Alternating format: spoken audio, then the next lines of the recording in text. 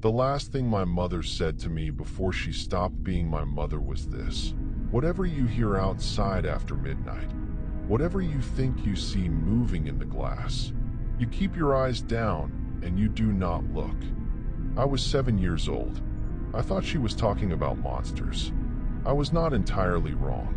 But let me tell you what I know now that I didn't know then. Because by the time I understood what she meant, it was already standing on the other side of the glass looking in. I grew up in a house at the edge of a town that barely qualified as a town. Heinrich, Oregon. Population 800 and dropping. The kind of place where the gas station doubled as the post office, and everyone knew which families had been there long enough to matter and which ones were newcomers. A category that apparently included anyone whose grandparents hadn't been buried in the local cemetery. We had moved there when I was 6, my mother and I, after my father left in the particular way that some fathers leave, not dramatically, not with a suitcase and a goodbye, just with a slow withdrawal, like a tide going out, until one morning his side of the bed was cold and his truck was gone, and my mother stood in the kitchen doorway for a very long time without saying anything. The house my mother rented was at the end of Culver Road, which was less a road than an acknowledgement that someone had once driven a vehicle repeatedly in that direction. It was a 2-story Craftsman, white once, gone gray with the specific resignation of houses in the Pacific Northwest that have given up arguing with the rain. It had a deep front porch, wide plank floors inside, and windows that were large by the standards of houses built in that era. Large windows. I would come to understand why that mattered. There was a barn behind the house that we didn't use, and beyond the barn, the tree line began. Douglas fir, mostly packed, dense, and dark, the kind of forest that doesn't feel like individual trees so much as a single continuous darkness that happens to have trunks. My mother worked at the county records office in the nearest city, a 40-minute drive each way.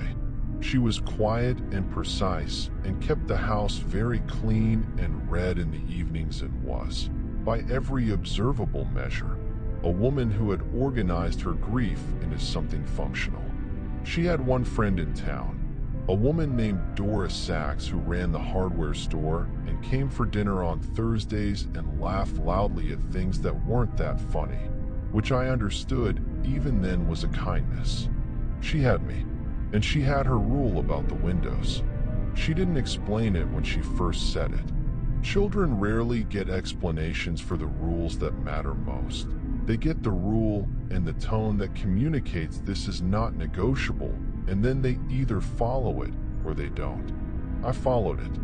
For 2 years I followed it without question, partly because I was 7 and then 8 and then 9, and children that age are capable of accepting a great deal as simply the way things are, and partly because there was something in my mother's voice when she said it, not fear exactly, more like the flat certainty of someone describing a fact of physics. You do not put your hand in fire. You do not look out the window after midnight. The first time I broke the rule I was 9 years old, and it was August, and the heat had made the upstairs unbearable, and I had been lying in my bed for 2 hours listening to the forest and thinking about nothing in particular when I heard the sound. It was coming from outside, from the direction of the barn, a low rhythmic sound that I couldn't identify, not quite animal, not quite mechanical, something in between. I lay still and listened for a long time. The sound continued, slow, patient, like something marking time. And then, without entirely deciding to, I sat up in bed and looked at the window. There was nothing there. The glass reflected my room back at me, the pale shape of my bed, the dark rectangle of my door, my own face, small and serious in the moonlight. Beyond the reflection, the barn, the beginning of the field, the dark edge of the trees. Nothing moving. I looked for perhaps 30 seconds, and then I lay back down and the sound had stopped, and I fell asleep. I told my mother the next morning. I said I had heard something outside and looked out the window, and there was nothing there. I said it casually, the way children report things they think are unimportant. My mother put down her coffee cup. She looked at me across the kitchen table with an expression I had not seen on her face before. Not anger, not fear, something more precise than either of those things. "You looked," she said. "There was nothing there." I said. "That's not what I asked," she said. "Did you look out the window after midnight?" "I just looked for a second." "Daniel," she said, and the way she said my name was like a door closing. "Did anything look back?" I stared at her. "What?" She picked up her coffee cup again. She took a sip.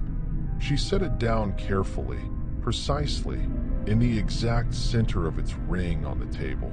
Then she said, very quietly, "If anything looked back at you, you tell me immediately. You don't wait. You don't think about it. You come find me and you tell me." "Mom, there was nothing." "Good," she said. And that was the end of the conversation. But it wasn't the end of the thing itself. Because 2 nights later, lying in bed at what I estimated was somewhere around 1 in the morning based on the quality of the darkness and the silence, I heard the sound again. The same rhythmic, patient, unclassifiable sound from the direction of the barn. And this time, I looked at the window without sitting up, from the angle of my pillow, a partial view of the glass.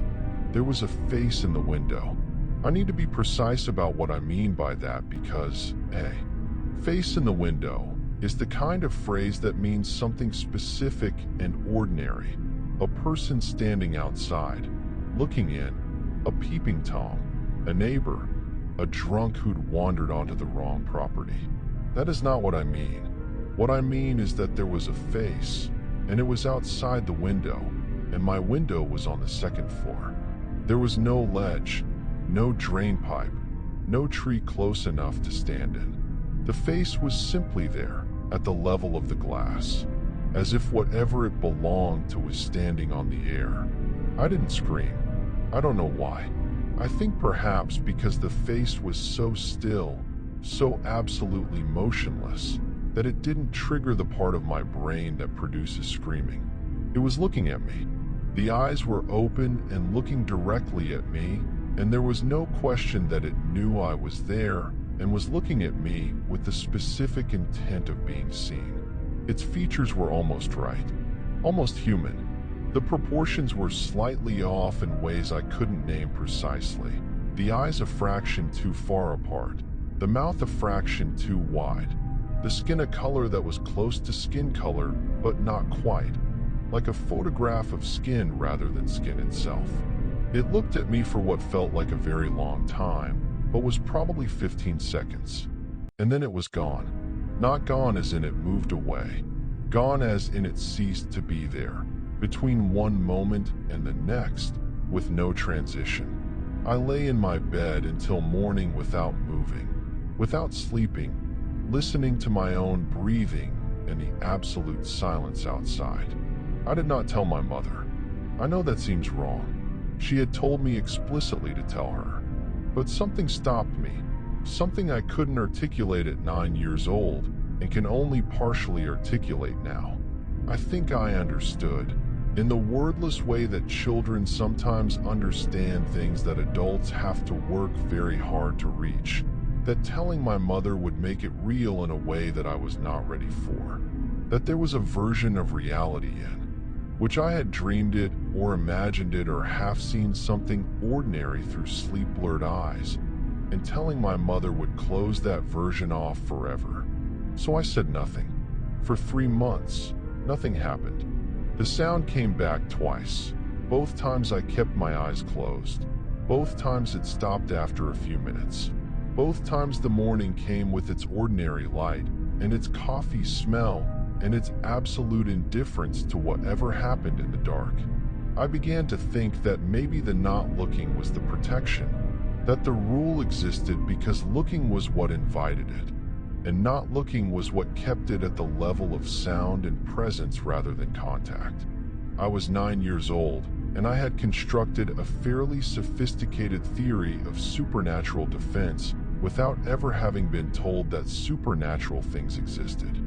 My mother found out I had looked the second time on a Tuesday in November, not because I told her, but because Dora Sachs came for dinner, and Dora and my mother had 2 glasses of wine each, and somewhere in the looseness that 2 glasses of wine can produce, my mother said something that told me she already knew more than I had told her. She said, not looking at me, speaking to Dora in the tone of someone continuing a private conversation. He looked again. In August, Dora looked at me across the table with an expression that was not surprise.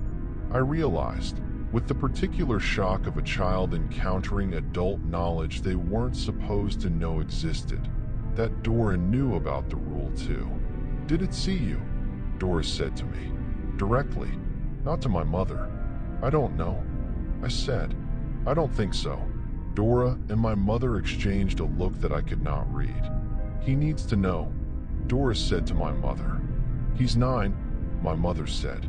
Margaret, Dora said, with a gentleness that meant she had said this before. He's already seen it. He needs to know. My mother looked at her wine glass for a long moment. Then she looked at me. After dinner, she said. We'll talk after dinner. After dinner, my mother sent me to the sitting room, and she and Dora talked in the kitchen for 20 minutes in voices too low to hear. Then Dora left, squeezing my shoulder on her way out with a grip that was firmer than comforting.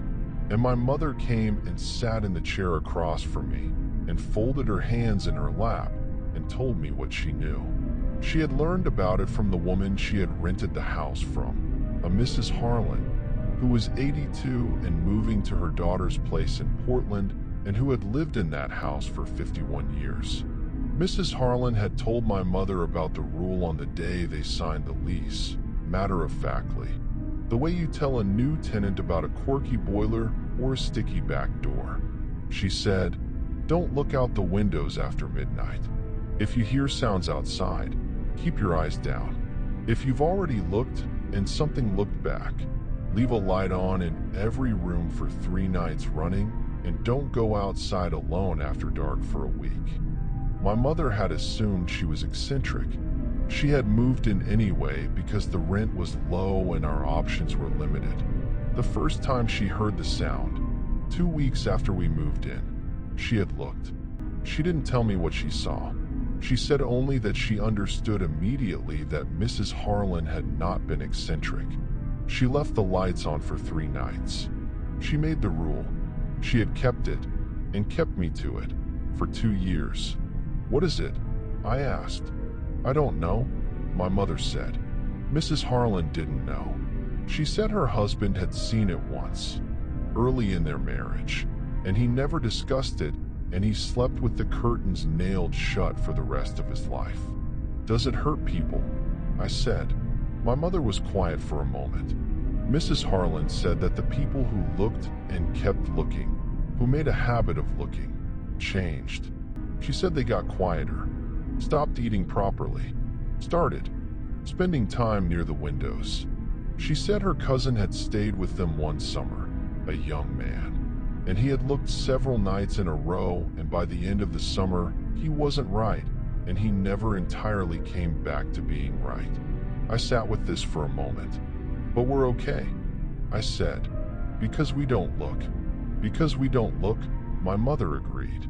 And the way she said it, the precision of her agreement, told me that she was not entirely sure this was true, but that it was the best available position and she was committed to it. I did not look out the window at night for the next 4 years. I am not exaggerating or compressing for effect. For years, from age 9 to age 13, I kept the rule with the absolute fidelity of someone who has seen what the rule is protecting against. I slept with my curtains closed. On the nights when the sound came, I lay still and kept my eyes shut and breathed slowly and waited for morning. The sound came perhaps once a month, sometimes less. It was always from the direction of the barn, always that same patient rhythm, always stopping after 15 or 20 minutes.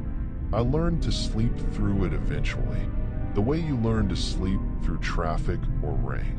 My mother dated someone briefly when I was 11, a man named Paul who worked at the county planning department and came to dinner twice and seemed nervous and left after 6 weeks for reasons my mother didn't explain.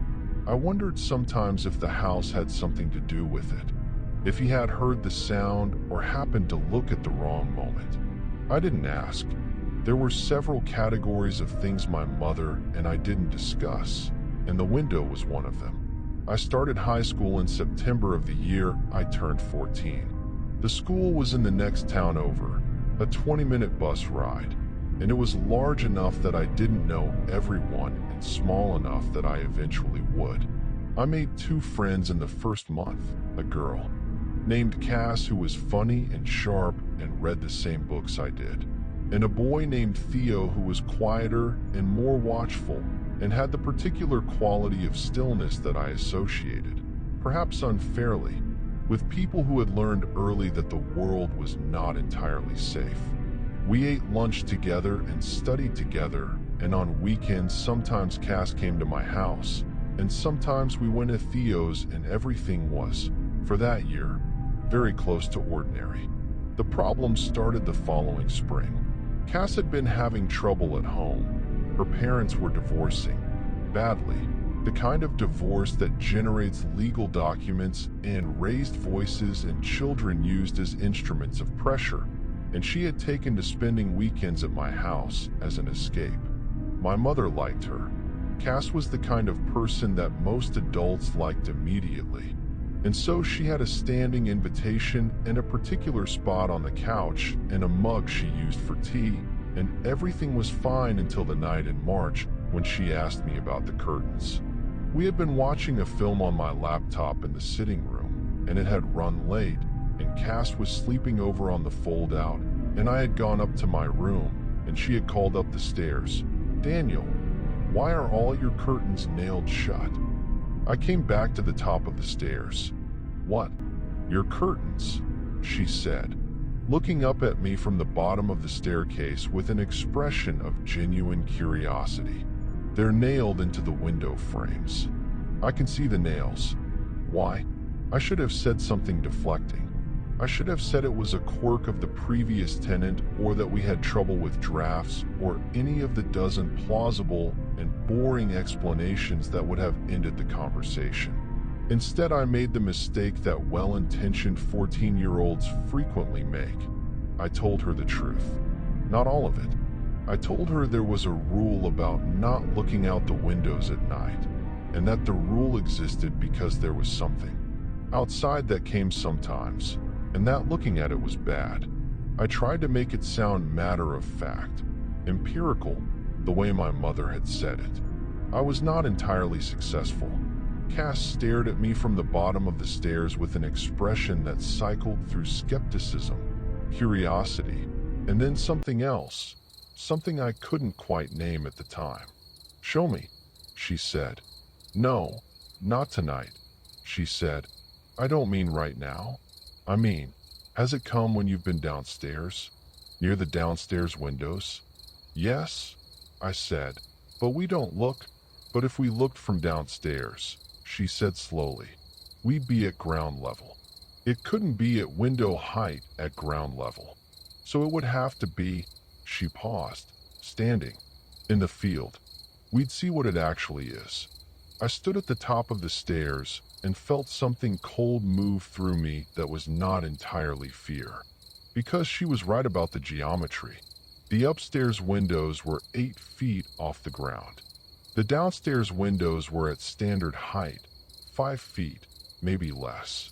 If the thing was at window height outside, it was either floating 8 feet off the ground or crouching to peer in the ground floor windows. Both of those options were worse than I wanted to think about. But the part of me that had been 9 years old and lying in bed looking at a face that was floating in empty air That part of me found Cass's logic suddenly and terribly compelling. "We don't look," I said again, but my voice had less certainty in it than I wanted. Cass heard the uncertainty. She was very good at hearing things like that. "I'm not going to do anything tonight," she said. "I promise, but I want to think about it." She thought about it for 3 weeks. She didn't bring it up again directly, but I could tell she was thinking about it the way you can tell someone is thinking about something they haven't put down, a particular quality of inward attention when they're not talking, small questions that were adjacent to the topic without quite touching it. She asked me how long we'd lived in the house. She asked about Mrs. Harlan. She asked, with careful casualness, whether the sounds were always from the same direction. I answered, reluctantly, accurately, because Cass had a quality that made dishonesty feel both futile and wrong. She told Theo. I found this out when Theo appeared at my locker one Tuesday morning and said, without preamble, "Cass told me about your house. I want to come this weekend." "No," I said. "Daniel," he said, with that particular stillness of his, "I've been doing some research." "Research into what?" "Into the property records for Culver Road," he said. "Into what was on that land before your house was built. Into the families who lived there going back to the 1880s. He paused. "I think I know what it is." I closed my locker. I looked at him for a moment. "That's not a good enough reason to come to my house and look out the window at it," I said. "No," Theo agreed. "But knowing what it is might be a reason to do something other than just not look at it for the rest of your life." I let them come that Saturday. My mother was visiting my aunt in Salem for the weekend, which in retrospect I understand was either very bad timing or something that the situation engineered in some way I don't like to think about. It was Cass and Theo and me, in the house, on a Saturday evening in April, with a plan that I had agreed to under the specific pressure of 2 people I trusted telling me that knowledge was better than ignorance. Theo spread his research on the kitchen table.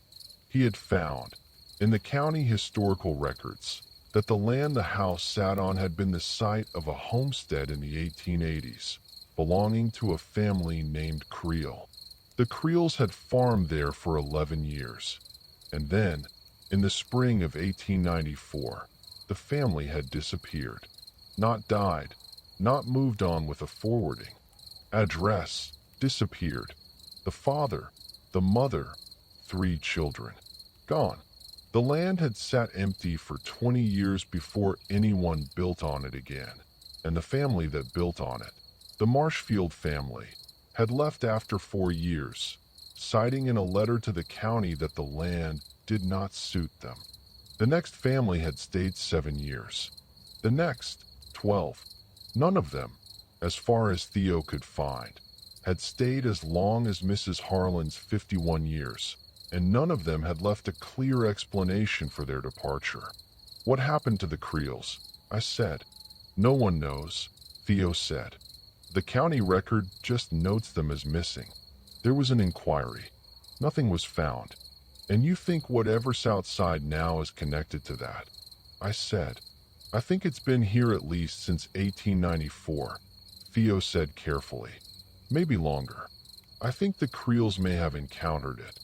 And I think the way they encountered it was looking, which is exactly what we're not going to do," I said. "We're going to do it carefully," Cass said. "From the downstairs bathroom. The window in there is small and high. We'd only see out if we stood on the edge of the tub.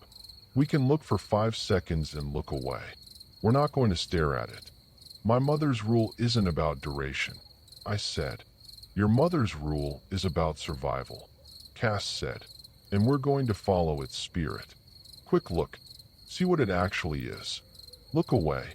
Leave the lights on after." She looked at me with the steady directness that was one of the things that made her impossible to dismiss. "Don't you want to know what it looks like when it's not looking back at you?" That was the thing. That was the precise thing that got me.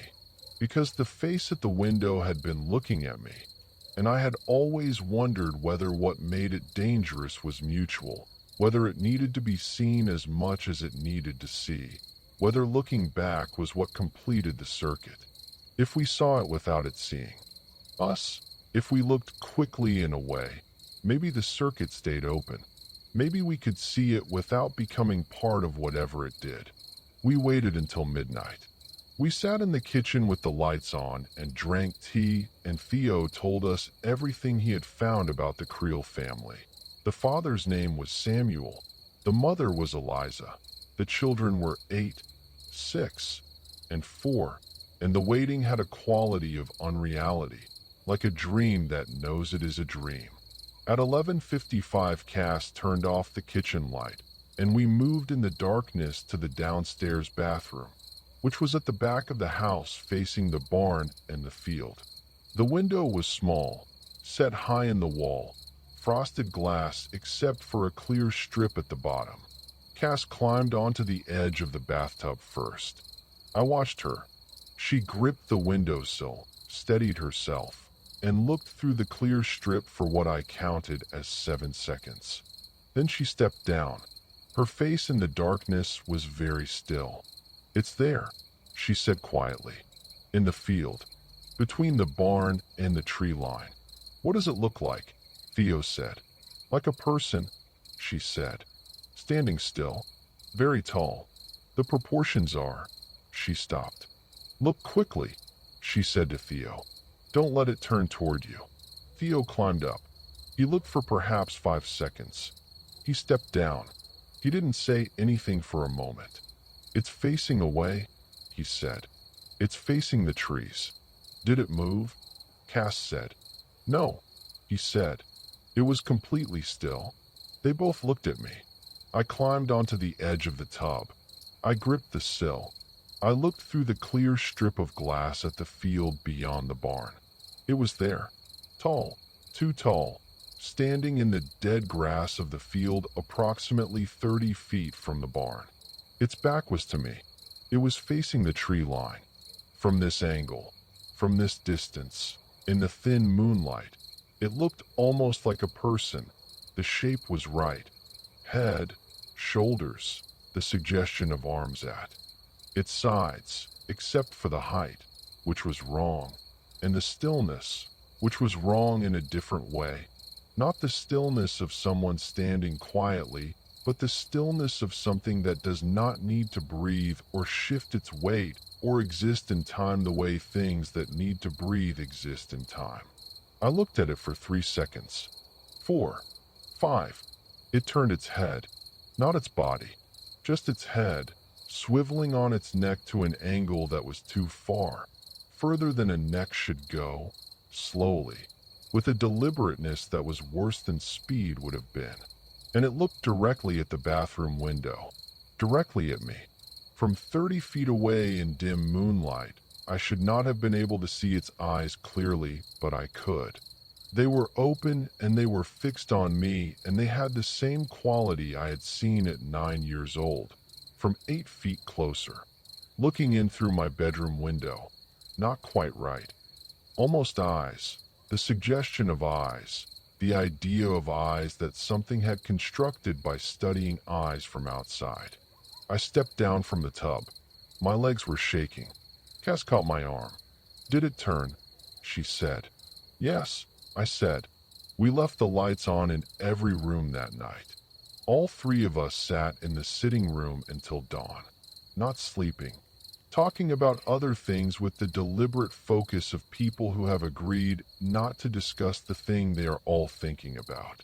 When the morning came, gray and ordinary and indifferent, Theo packed up his research and Cass rolled up her sleeping bag, and they both left, and I stood in the kitchen in the flat morning light and understood that something had changed. I called my mother. She was at my aunt's, drinking morning coffee, and I could hear the ordinary sounds of that ordinary kitchen in the background, and I felt a terrible distance from it. I told her what we had done. There was a silence on the line that was very long. "Did it see you?" she said. Her voice was the same flat, precise tone as always. "Yes," I said. Another silence. "Are you alone in the house?" she said. "Yes, I'm coming home," she said. "Don't go outside. Leave every light on. Don't look at the windows." She drove back from Salem in 3 hours.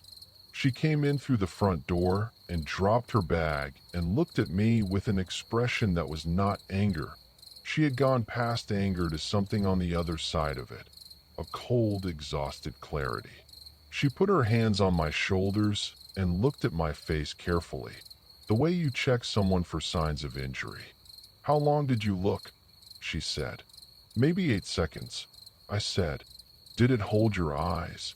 she said. "Did you feel like you couldn't look away?" I thought about it. "No," I said. I stepped down. She let out a breath. She dropped her hands. She went to the kitchen and put the kettle on and stood with her back to me for a moment. "Your friends," she said. "How long did they look?" 5 or 6 seconds each. It wasn't looking at them. It was facing away. It only turned when I looked. She turned around at that. Something moved across her face. "It turned specifically when you looked," she said slowly. "Yes," I said. "Not when Cass looked. Not when Theo looked. No." She looked at me for a long moment with the expression of someone assembling something they don't want assembled. "It knows you," she said. "It recognized you. From when you were 9. I stood in the kitchen doorway and felt the cold move through me again. The same cold as on the stairs when Cass had said we could look from downstairs, but deeper now, more specific. Because she was right. It had turned when I looked. Not when two strangers looked. When I looked. After 4 years of not looking. 4 years of closed curtains and careful rule following. It had turned the moment my eyes found it. The way you turn when someone specific says your name in a crowd. "What does that mean?" I said. My mother poured the boiling water into the teapot. She did it slowly, carefully. She put the lid on. She set it on the trivet. Then she said, "I think it means that the 8 seconds you spent at 9 years old were enough. I think that looking once is enough. I think the curtains and the rule were slowing something down, not stopping it." She paused. "I think we need to talk about leaving." We left 3 weeks later.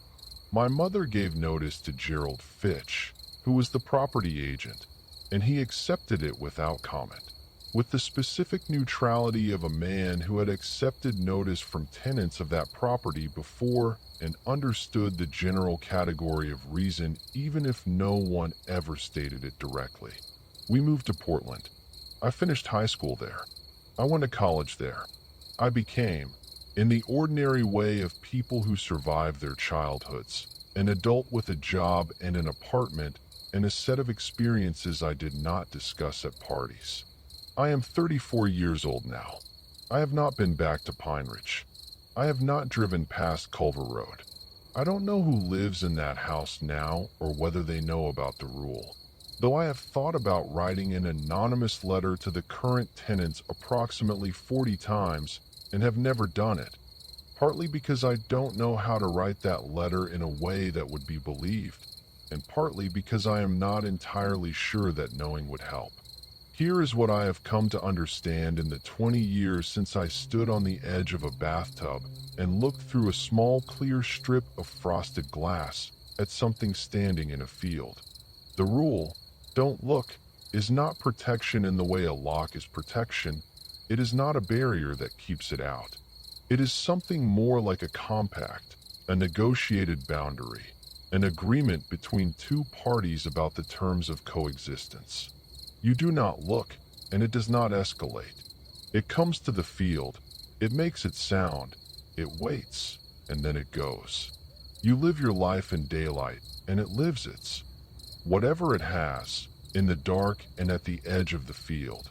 And as long as neither party breaks the compact, both parties continue. Looking breaks the compact. Not because looking gives it power over you, or not only because of that, but because looking is an acknowledgement. It is you saying, I know you are there. I see you. And the moment you say that, the terms change. It is no longer something you are maintaining ignorance of. It is something you are in a relationship with. And relationships, even terrible ones, have momentum. They want to continue. They find ways to continue. They change the person in them in ways that make continuing easier and stopping harder. Mrs. Harlan's cousin who spent the summer and looked several nights in a row and was never quite right again. My mother who looked once and spent years after with her curtains nailed and her rule and her flat precise tone that was the voice of someone managing something rather than someone at peace. The Creel family who disappeared in 1894 and left no explanation and no bodies and no record of where they went. Only an absence, a farm that sat empty for 20 years afterward because something about the land didn't suit the people who came next. I sleep with blackout curtains now. In Portland, in my apartment, on the 7th floor of a building in a neighborhood with good coffee and a farmer's market on Sundays. I have blackout curtains, and I do not look out the windows after midnight. My partner, whose name is Jamie, and who is sensible and kind and trained as an engineer and has very little patience for things that cannot be measured, asked me once why I kept the curtains so thoroughly closed. I told him it was a light sensitivity issue. He accepted this, because Jamie is not the kind of person who pushes on things people are visibly not ready to discuss, which is one of the reasons I love him. But sometimes, in the space between sleeping and waking, I hear a sound. Low, rhythmic, patient, coming from no particular direction, from everywhere and nowhere. The sound of something that has been waiting for a very long time and has not yet decided to stop. And I keep my eyes closed, and I breathe, and I do not look. And in the morning the curtains are always exactly as I left them. So far. But there is a thing that has been happening for the past 3 months that I have not told Jamie about and have not told Cass about. Cass and I are still friends. She lives in Seattle now. She is a therapist, which makes a particular kind of sense, and have not told anyone about because I do not know how to say it without it sounding like the beginning of something I do not want to have begun. The thing is this: the curtains in the bedroom, the blackout curtains, are moving in the mornings. Not dramatically, just slightly, as if there is a draft, except there is no draft. The windows are sealed and the heating system vents are on the other side of the room. A slight movement, a settling, the way a curtain moves when something on the other side has just turned away. I have checked the windows. They are locked. The seals are intact. There is no explanation for the movement that falls within the category of things that can be explained. I know this. I have been thorough. I am a methodical person. I work in environmental data analysis. I am paid to be thorough, and I have been thorough, and there is no explanation. 3 months of mornings with the curtains moving slightly when I open my eyes. 3 months of the sound. Faint. So faint I could convince myself it was traffic or the building's plumbing or Jamie's breathing. But I know what it sounds like, and I know what this is. Something that has been patient for a very long time. Patient enough to wait through 4 years of closed curtains in a farmhouse in Pine Ridge and 20 years of blackout curtains in a 7th floor apartment in Portland. Something patient enough that finding me here, 20 years and 200 miles from Culver Road, is not a surprise to it. Possibly it is not even a challenge. Possibly it has simply been waiting for me to run out of road. I called my mother last week. She lives in Tucson now, has for 8 years. She moved there after I left for college, and she has the curtains habit there too. I know because I visited once and noticed. She answered on the 3rd ring, and I said, without preamble, because we are past preamble on this particular subject. It found me. A long silence. How long? She said. 3 months, I said. The curtains move. I can hear it. Have you looked? She said. No, I said. Good, she said. Then, Jamie doesn't know? No. Tell him the rule, she said. You don't have to tell him everything. Just tell him the rule. He won't believe me. He doesn't have to believe you, she said. He just has to follow the rule. People can follow rules they don't believe in. She paused. I did, for years, before I believed in it entirely. I sat on the edge of my bed after that call with the phone in my hand and the blackout curtains drawn and the ordinary sounds of a Portland evening coming through the walls, and I thought about 20 years of closed curtains and the sound I keep hearing and the Creel family who disappeared in 1894 and the face at my bedroom window when I was 9 years old and the way it had turned.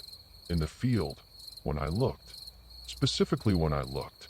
Not when two strangers looked. When I looked. It knows me.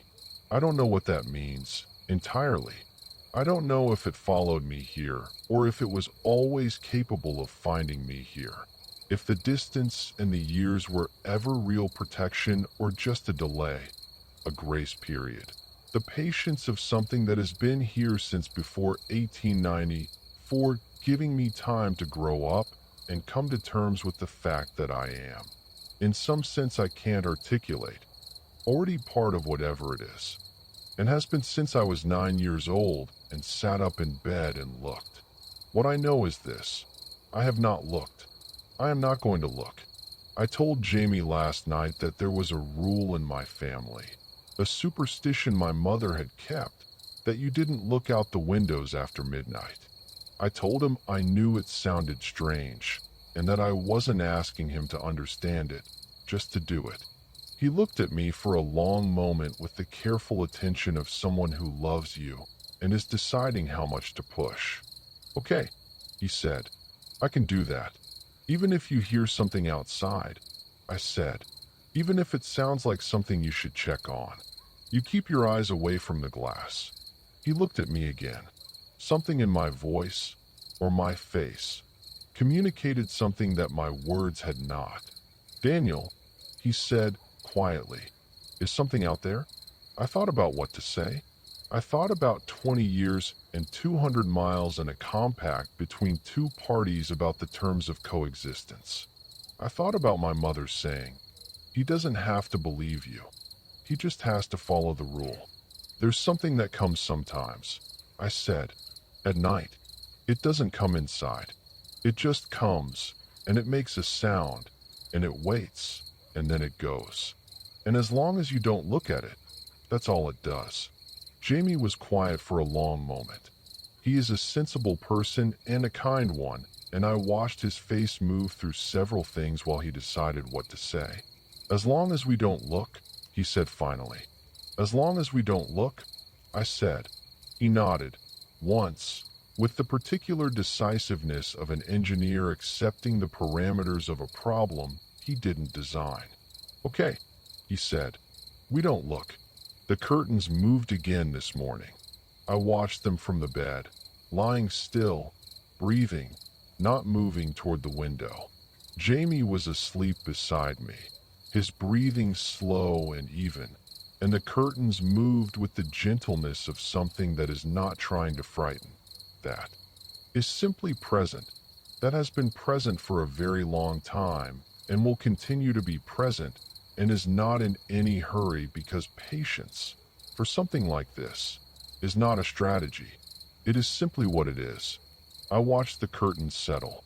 I looked at the ceiling. I listened to the sound, faint and rhythmic and patient, and I breathed, and I kept my eyes away from the glass.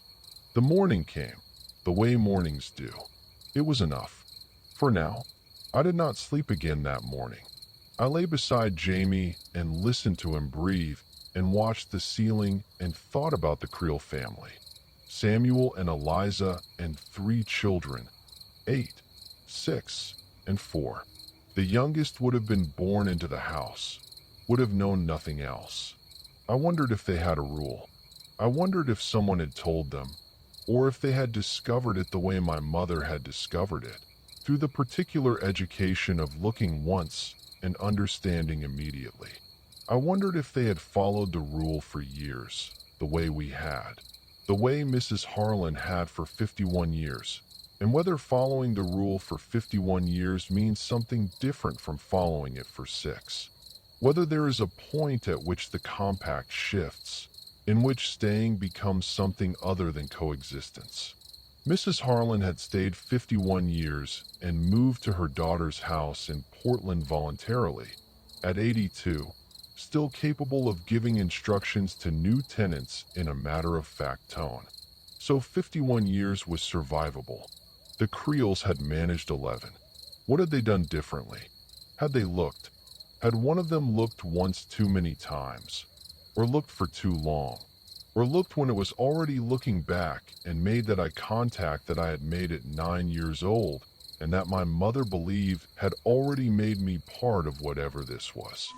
I got up at 7 and made coffee and sat at the kitchen table with my laptop and the ordinary data of my work life arrayed in front of me and tried to be a person who analyzed environmental data and paid his rent and had a sensible partner who worked in engineering. It worked, partially, the way it always works. The daylight helps. The coffee helps. The sounds of the building waking up, footsteps overhead, a door closing somewhere on the floor below, the particular morning texture of a city that has no idea what happened in the night. These things help. I opened my email. There was one from Cass, sent the previous evening. Subject line, thinking of you, which was Cass's way of checking in without stating the reason. I stared at the subject line for a while. Then I opened it. It said, haven't heard from you in a bit. How's the apartment? How's Jamie? Also, and I'm only asking because I had a weird dream last night. How are the curtains? I put the coffee cup down. I read the email again. Cass was in Seattle. She had not been to the Pine Ridge house in 20 years.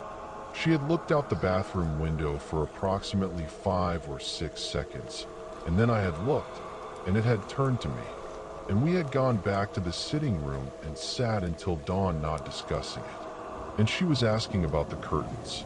I called her. She picked up on the second ring, which told me she had been waiting for the call. What was the dream? I said, without preamble. A pause. Good morning to you too, she said. But she didn't deflect into humor, which told me the dream had been real enough that she didn't want to. Cass, I was at your apartment, she said. In the dream. Not your old apartment. This one. The Portland one. I've never been there. But in the dream I knew it was yours. And the curtains were open. Were they? And something was at the window, she said. Looking in. From outside. On the 7th floor. A pause. Looking in. I sat with my coffee cooling in my hand. Did you see it clearly? I said. Enough, she said. It was the same. The face. The proportions. She stopped. Daniel, is it there? Yes, I said. A silence on the line. Long, but not the silence of someone surprised. How long? She said. 3 months. Has it? Has it made contact? She said. Carefully. The word contact doing a lot of work. The curtains move, I said. I can hear it at night. I haven't looked. Good, she said. Don't. I know. I mean it, she said, with a sharpness that was unusual for Cass in her therapist years, when she had learned to sand the edges off her directness. Daniel, it found you. In Portland. After 20 years. That is not the same situation as Culver Road. That is different. That is, she paused, choosing words carefully. Escalation. And I think you need to talk to someone who knows more than we do. Who? I said. Cass. Mrs. Harlan is probably dead. My mother knows what she knows. There's no expert in this. There's no one to call. There's Theo, she said. I had not thought about Theo in approximately 4 years. We had drifted.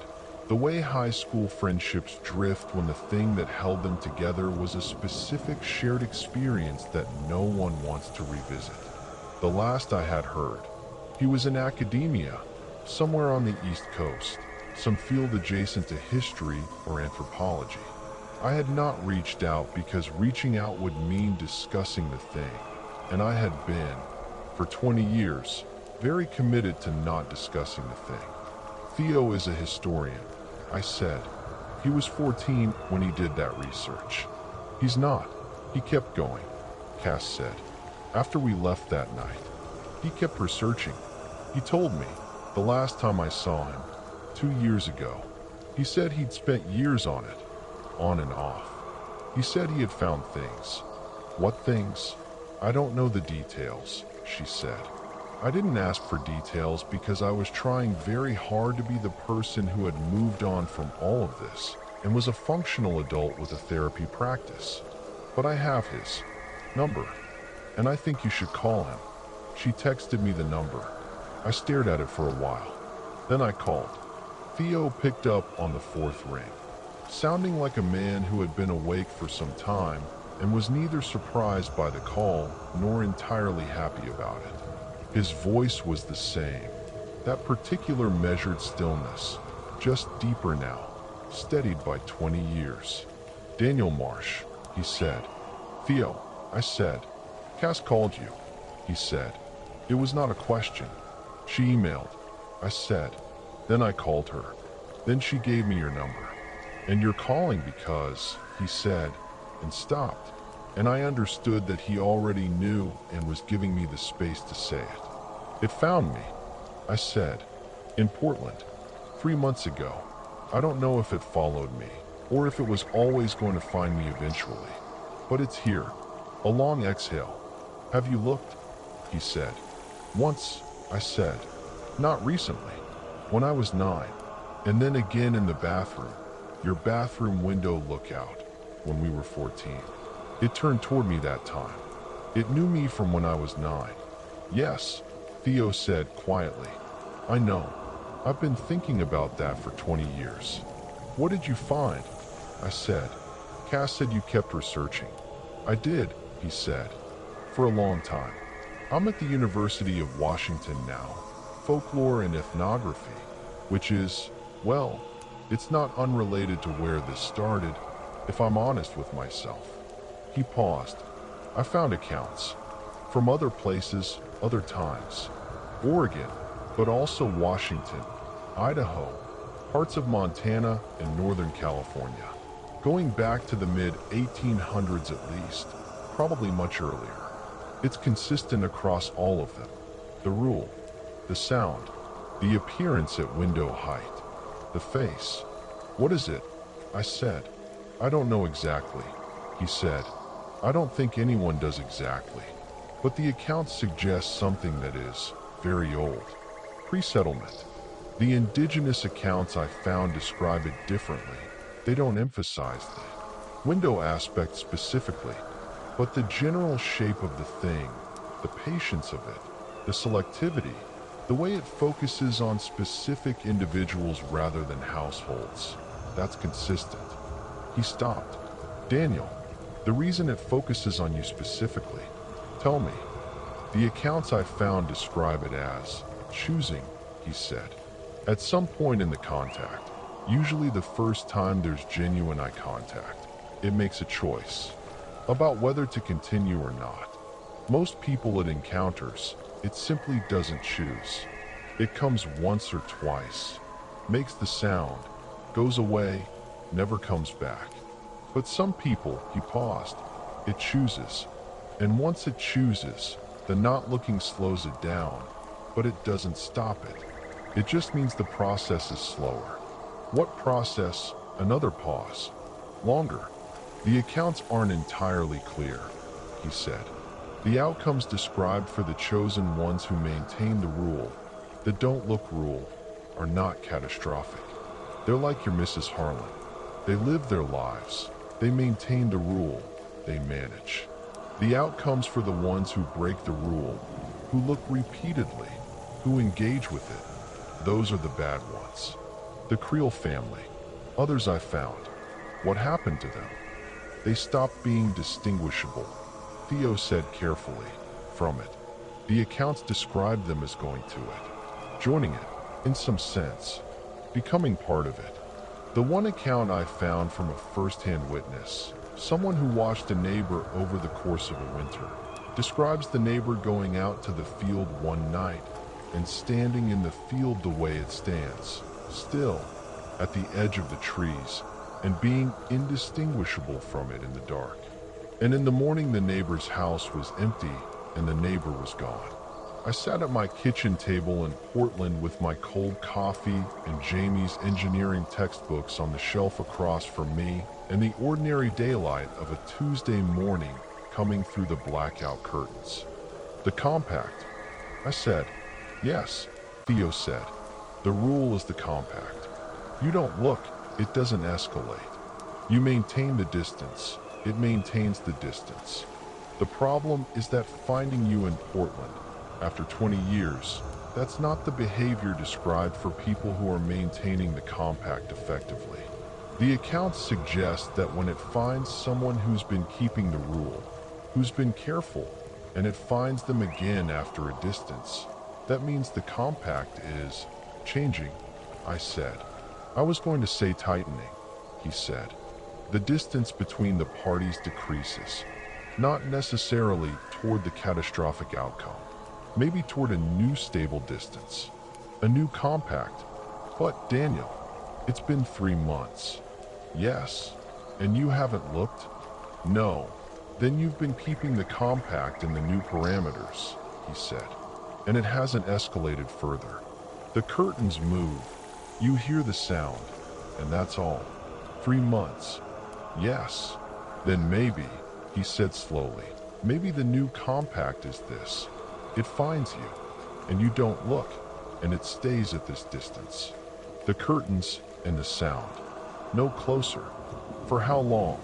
I said. I don't know, he said. The accounts don't say. Mrs. Harlan managed 51 years. The Creels managed 11 before something changed for them.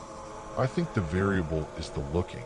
I think as long as you don't look, as long as you hold the line, the distance holds. And if I look, then the distance closes, he said. And I don't think it reopens. I sat with this for a long time. Jamie's footsteps moved overhead. He had gotten up, was in the bathroom. The ordinary sounds of an ordinary morning in an apartment on the 7th floor of a building in a city that had no idea what was outside some of its windows at night. Theo, I said. Yeah, does it end? I said. Is there a version of this where it ends? A long silence. Honest, careful. I found one account, he said, from 1931. A woman in rural Idaho who had kept the rule for 30 years, who described, in a letter to her sister, waking one morning and realizing she hadn't heard the sound in 3 months. Then 6 months, then a year, she wrote. I think it has found someone else to wait for. She seemed, from her letter, at peace with this. Not triumphant, just at peace, like a weather system that had moved on. So it moves on, I said. Sometimes, he said. Eventually. Maybe. The accounts aren't consistent on this. Some of them don't end within the lifetime of the person writing. He paused. But some of them do. I thanked him. He told me to call if anything changed, if it escalated beyond the curtains and the sound, if I felt the pull to look growing stronger. He said that was what happened before the bad outcomes in the accounts. The compulsion to look increased until it overrode the rule. He said if I felt that, to call him immediately. I said I would. I meant it. I sat at the kitchen table until Jamie came downstairs, hair damp from the shower, smelling of the soap I keep on the bathroom shelf, looking at me with the attentive consideration of a person who can tell something is present in the room that wasn't there when you went to bed. Everything okay? He said. I talked to some people. I said, about the situation. He poured himself coffee. He sat across from me. He waited, which is one of Jamie's great qualities. His patience with the pace at which I move through things. "There's something I should have told you earlier," I said, "about what's outside, about what it is and what it does and why the rule matters." He looked at me steadily. "Okay," he said. "It's going to sound," I started. "Daniel," he said quietly, "I've lived with you for 3 years. I know what a draft sounds like, and I know what I've been hearing at night for the past 3 months is not a draft. Tell me." So I told him. All of it. The way I had. Never told anyone all of it. Not even Cass. Not even my mother. Because each of them knew pieces and I had never assembled the pieces in one place for one person. I told him about being 9 and the face at the window and the 4 years of closed curtains. I told him about Cass and Theo and the bathroom window and the way it had turned when I looked. I told him about Portland and the blackout curtains and the 3 months of moving curtains and the sound. I told him what Theo had said about the compact and the choosing and the Creel family who had gone to stand in the field one winter night and become indistinguishable from it. He listened. He did not interrupt. He held his coffee cup and he listened to all of it with the focused attention of an engineer receiving a problem brief, not dismissing, not catastrophizing, simply receiving information and organizing it. When I finished, there was a silence. "The rule is the protection," he said finally. "Yes, as long as we don't look, it stays at this distance. That's what Theo believes, based on the accounts he found. And the accounts suggest it sometimes moves on." "Yes," he nodded once. He looked at his coffee. Then he looked at me. "Daniel," he said, "I want you to know something." "What?" "I'm not going to look," he said. "Not because I'm afraid. Because you need me not to. And that's enough reason." He paused. "But I also want you to know that you have been carrying this alone for a very long time. And you don't have to anymore. I'm here. Cass is there. Theo is there. Your mother knows. You are not the only person holding this." I looked at him across the kitchen table in the morning light. "The compact is between me and it," I said. "That's what the accounts suggest. It shows me. Not the house, not the family, me.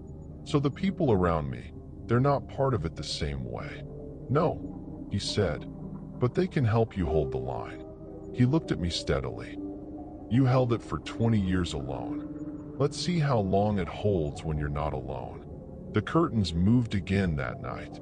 I heard the sound, patient and rhythmic, from no particular direction. Jamie was beside me, awake. I could tell from his breathing. Neither of us spoke. Neither of us moved toward the window. We lay in the dark, and the sound continued for perhaps 20 minutes, and then it stopped. The way it always stops, between one moment and the next, with no transition. In the silence after, Jamie took my hand. "Still here," he said quietly. "Still here," I said. The morning came. The curtains were still. The city woke up around us, indifferent and ordinary and absolutely unaware. And I made coffee and Jamie made eggs, and we ate breakfast at the kitchen table in the daylight and somewhere outside. In whatever space it occupies between the nights, the thing that had been waiting for me since I was 9 years old waited, as it always does, with the patience of something that does not experience time the way we do. I did not look. I am not going to look. The line holds. For now, and with luck, and with Jamie's hand in mine, and Cass in Seattle, and Theo at his university with his folders of old accounts, and my mother in Tucson with her curtains and her flat, precise voice that taught me the only rule that matters.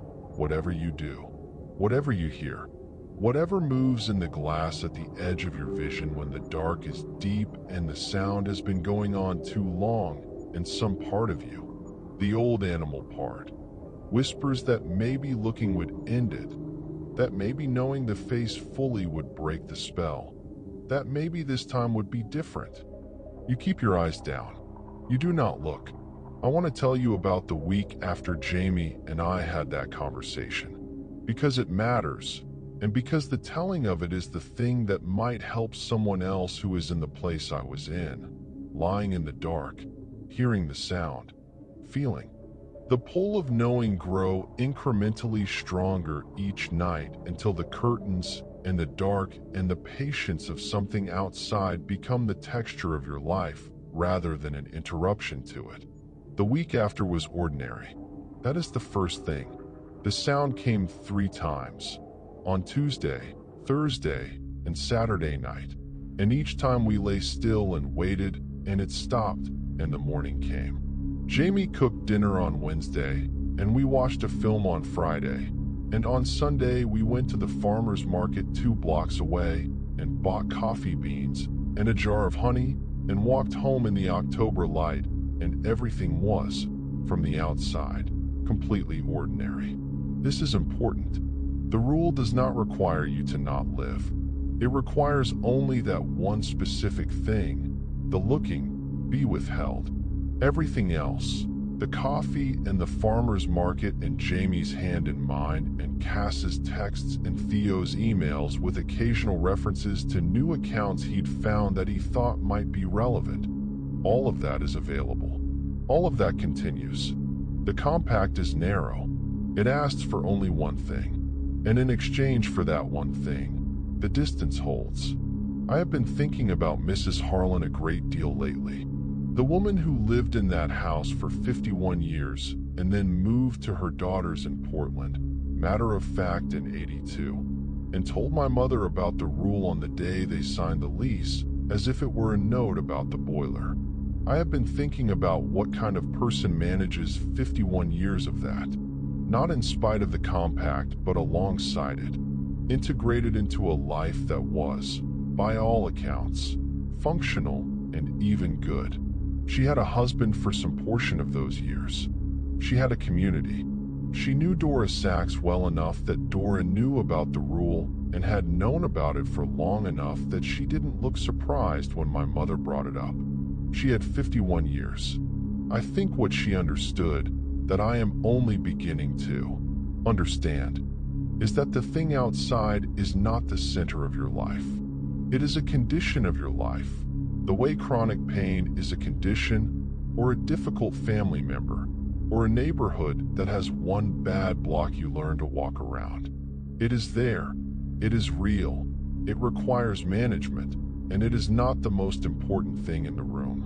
The most important thing in the room is the coffee and Jamie's voice and Cass's laugh over the phone and Theo's careful sentences in his emails and the farmer's market honey that is better than any honey I've bought elsewhere, and the specific quality of Portland light in October that has no equivalent anywhere else I've lived. The most important thing is the living. The compact protects the living. The compact is, in its strange and terrible way, a gift. I called my mother again last Sunday. She was gardening. She said, her hands in the Tucson dirt, and she sounded, in a way she hadn't sounded when I was growing up in that house on Culver Road, at peace. Not happy, exactly, but settled, the way Mrs. Harlan sounded, probably, in her 82nd year, handing over the keys and the rule and moving on. "Are you okay?" she said, which was how she asked about the situation without naming it directly. "I think so," I said. "I have help now." I told Jamie. A pause. "How did he take it?" "He said he'd hold the line with me." Another pause. Longer. When she spoke again, her voice had something in it I didn't immediately recognize, and then I did. It was relief. 20-year-old relief, finally arriving. "Good," she said. "That's good, Daniel. You shouldn't carry it alone." "I know," I said. "I understand that now." We talked for a while about ordinary things, her garden, my work, a book she was reading. Before she hung up, she said, the way she always said it, flat and precise and non-negotiable. Keep the rule. I know, Mom. I know you know, she said. I just like saying it. I laughed. She laughed. It was the first time I had laughed about any of this, in any form, in 34 years of living with it, and the sound of it surprised me. How ordinary it was, how completely it belonged to the same world as farmers market honey and October light. The curtains moved again this morning. I watched them from the bed and I breathed and I kept my eyes away from the glass, and after a while the movement stopped. Jamie was asleep, his breathing slow and even and completely unbothered. The breathing of a man who has been told what is outside and has made his decision about it, and is at peace with his decision. I watched the ceiling for a while. I thought about Samuel and Eliza Creel and their 3 children and the winter of 1894 and what happened to them in the field at the edge of the trees. I thought about them with something that was not quite sorrow and not quite warning, something more like acknowledgement. They were here. They tried. Something went wrong for them in a way I may never understand. But their story is part of the record. The way Hargreaves in the cellar wall is part of the record. The way my mother's rule is part of the record. The way this telling is part of the record. The record matters. It matters that someone says, "This is real. This is what it is. This is what works and what doesn't. This is what you do. This is what you do." You close the curtains. You keep the lights on. You hold the hand of the person beside you. You call your mother. You call your friends. You eat breakfast. You go to the farmer's market. You do not, under any circumstances, look out the window after midnight. And in the morning, when the curtains are still and the sound has stopped and the city is waking up around you with its absolute indifference, you make coffee and you look at the light coming through the blackout curtains and you say, to no one in particular, or to everyone, still here, still here, still not looking. And that, for now, is everything.